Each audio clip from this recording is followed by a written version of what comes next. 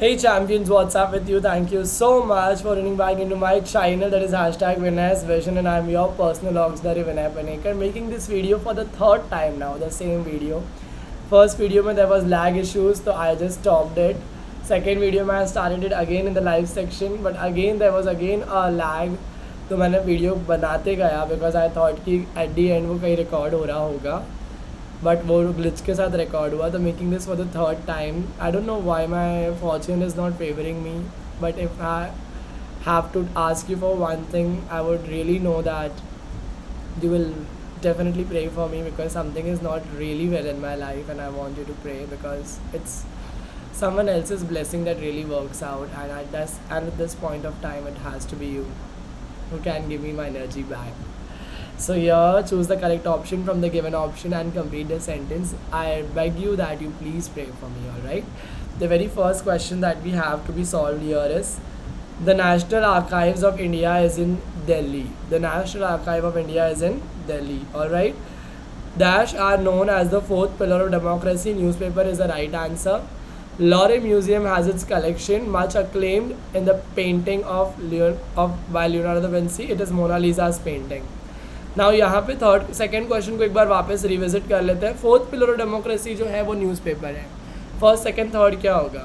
First है legislative, second है executive. Legislative जहाँ पर कानून बनते हैं, एग्जीक्यूटिव जहाँ पे कानून को लागू करने की बात की जाती है, जुडिशरी जहाँ पे कानून को रिलेटेड प्रॉब्लम आती है तो वहाँ पे सॉल्व किया जाता है. Identify the wrong pair from the following. Prabhakar का आंसर है Acharya P K. Atre, which is the wrong answer. It is the wrong pair, alright.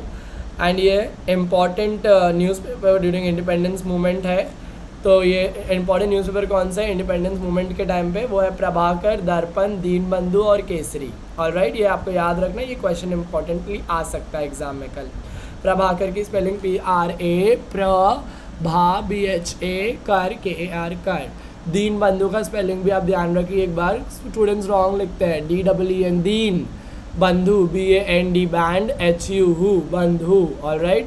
दर्पण का स्पेलिंग AA नहीं है, DARPAN, एक ही सिंगल ए है. केसरी में KASRI, केसरी. ऑलराइट. चलिए सेकंड वाला जो क्वेश्चन है उसमें जो गलत दिया हुआ है वो है सलार जंग म्यूज़ियम अहमदाबाद. ये रॉन्ग दिया हुआ है, सलार जंग म्यूज़ियम अहमदाबाद में नहीं है. आगे जाते हैं हम लोग. यहाँ पे ताडोबा करके दिया हुआ है, ताडोबा रॉक कट केव्स है. रॉन्ग, ताडोबा एक वाइल्ड लाइफ सेंचुरी है. इतना क्लियर हो गया आपको? यहाँ पे ये करने के बाद में हम लोग आगे बढ़ेंगे. आगे बढ़ के देखेंगे कि क्वेश्चन में क्या आने वाला है. यहाँ पर है do as directed, complete the concept map. Types of tourism वाला जो क्वेश्चन है ये आपको 4 मार्क के डिटेल में भी आ सकता है, 2 मार्क के शॉर्ट नोट में भी आ सकता है और 2 मार्क के कॉन्सेप्ट मैप में भी आ सकता है.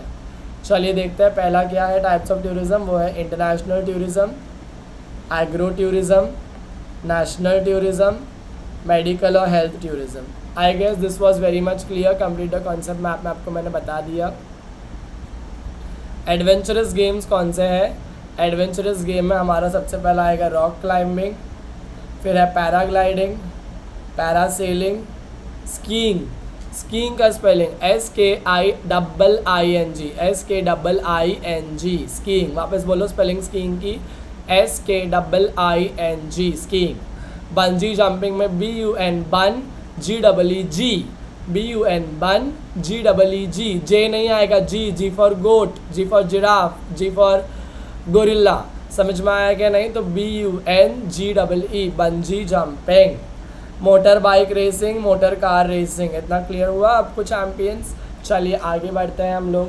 यहाँ पर देखते हैं नोट वर्दी लाइब्रेरीज इन इंडिया. कौन सी लाइब्रेरी है जो नोट वर्दी है? सबसे पहले हम लोग लिखेंगे कोलकाता की नेशनल लाइब्रेरी है जो नोट वर्दी है. सेकंड है मुंबई की लाइब्रेरी ऑफ एशियाटिक सोसाइटी. फिर है हमारे पास हैदराबाद की स्टेट सेंट्रल लाइब्रेरी. फिर है हमारे पास न्यू दिल्ली की Nehru memorial museum and library. I guess ये चारों लाइब्रेरी के नाम आपके दिमाग में बैठ गए रहेंगे. कोलकाता का भी आप नेशनल लाइब्रेरी, मुंबई का भी आप library of Asiatic society, Nehru memorial museum and library है, और हैदराबाद में भी आप स्टेट सेंट्रल लाइब्रेरी. इतना क्लियर होने के बाद में हम लोग आगे वापस से बढ़ेंगे. शॉर्ट नोट में आते हैं. इम्पॉर्टेंस ऑफ स्पोर्ट और एनालिस्ट स्कूल को प्लीज़ एक बारी करके जाना अच्छे से, यहाँ पे से क्वेश्चन बनने के चांसेस है. ऑलराइट, अभी यहाँ पे जो हमारा कंप्लीट द फॉलोइंग क्वेश्चन है, who presented the play Sita स्वयंवर, इसका आंसर है Vishnudas Bhave. Vishnudas Bhave presented the play Sita Swayamvar. Who wrote the musical play Sharada, Sharada was written by Govind Ballal Deval. Sharada का जो प्ले था वो किसने लिखा था? गोविंद बल्लाल देवाल। यहाँ पे देखो क्लियरली आंसर दिया गया है, गोविंद बल्लाल देवाल, यहाँ से आपको लिखना है। आगे, how can play bring social awakening, तो प्ले सोशल अवेकनिंग कैसा लेके आएगा? Plays can help large audience to inform about various social issues and evil practice in entertaining manner. नाटक के ज़रिए आप बहुत बड़े ऑडियंस को ईजिली आप कन्विंस कर पाओगे कि चीज़ें गलत हो रही है। अभी कितनी सारी मूवीज़ है जो हाईलाइट कर रही है सोशल इश्यूज़ को, जो हाईलाइट कर रही है हर प्रॉब्लम्स को जो डेली लाइफ में होती है। मीमी पिक्चर हो गई, then apart from that we also have Bala movie and etcetera etcetera. Alright, through humorous play any sensitive topic can be easily highlighted in a light manner, thus solving the social issue. Humorous play के वजह से हंसी मजाक के ज़रिए बहुत भी बड़ा सेंसिटिव टॉपिक को आसानी से हम लोग क्या कर सकते हैं? कवर कर सकते हैं। अगर आप आज तक पे सो सॉरी का वीडियो देखते होंगे तो आपको मेरी बात समझ में आएगी। आप यूट्यूब पे भी जाके सो सॉरी के वीडियोस देख सकते हो, ऑलराइट, जिसमें हम लोग पॉलिटिक्स को लेकर बहुत ज़्यादा अवेकनिंग वाले मैसेज बनाते हैं कार्टूनाइज्ड करके। Answer the following question, differentiate between indoor game outdoor game. Indoor game outdoor game का 4 मार्क का डिस्टिंग्विश मैं प्रे करूँगा कि आपको कल एग्ज़ाम में कैसे भी करके आए, बिकॉज ये 4 मार्क आपके हाथों में मुझे दिख रहे हैं। अगर ये क्वेश्चन आता है तो आप इसके ऊपर लिख सकते हो stamina, strength, played outside, played inside, chess, carrom, cricket, hockey करके आपको सारे पॉइंट्स बनाना है, जिससे आपको एटलीस्ट 5 पॉइंट मिल के आपको 4 मार्क्स मिले ही मिले। एनी 2 फॉर 6 मार्क्स, मतलब एक क्वेश्चन 3 मार्क के लिए आने वाला है, तो ये बात ध्यान रखना कि आप 3 मार्क के लिए अपना बेस्ट दे रहे हैं। पॉलिटिकल साइंस में 2 मार्क के लिए आपको एक क्वेश्चन पूछेगा, choose the correct option from the given and complete the following sentence. The main objective of democracy is dash public welfare. Public welfare इसका राइट आंसर है। To increase agriculture production and become self sufficient with regard to food grain dash was initiated green revolution. Blue revolution आएगा, water revolution और white revolution का आपको पता रहना चाहिए। Who is known as the water man of India, वो आपको पता रहना चाहिए पॉलिटिकल साइंस में। ऑलराइट, फर्स्ट इलेक्शन कमिश्नर कौन था, फर्स्ट वोटर कौन था इंडिया का, वो आपको पता रहना चाहिए। पीपल में lose confidence in the democratic process due to corruption during election, सही बात है, true. Then secrecy in the working of the government has increase due to right to information, true या फॉल्स? फॉल्स। समझ में आया क्या नहीं? क्योंकि सेक्रेसी जो है वो इंक्रीज नहीं डिक्रीज हो चुकी है राइट टू इन्फॉर्मेशन आने के बाद में, सब कुछ ट्रांसपेरेंट हो गया है। Movement are important in democracy, सही बात है, true. Write the following concept, water revolution और कम्युनलिज्म एंड टेररिज्म को लिखना है। Do as directed, pre independence Adivasi, तो उड़ीसा में कोलम आदिवासी है, बिहार में संताल है, महाराष्ट्र में कोली और भिल है, और छोटा नागपुर में कोलम आदिवासी है। डेमोक्रेटिक वैल्यूज़ जो है वो है brotherhood, equality, freedom, social justice. Alright, fair justice, social justice, equal justice, आप कुछ भी लिख सकते हो, आपको जस्टिस लिखना है जिससे आपको मार्क्स मिलेगा। यहाँ पे इसका 2 मार्क है, इसका 2, इसका 2 और इसका 4, मतलब आपके 4 2 2 2 कितने में 10, और लास्ट में जो आपको आता है आंसर इन ब्रीफ, दोनों में से कोई एक लिखने का, उसके 2 मार्क्स है।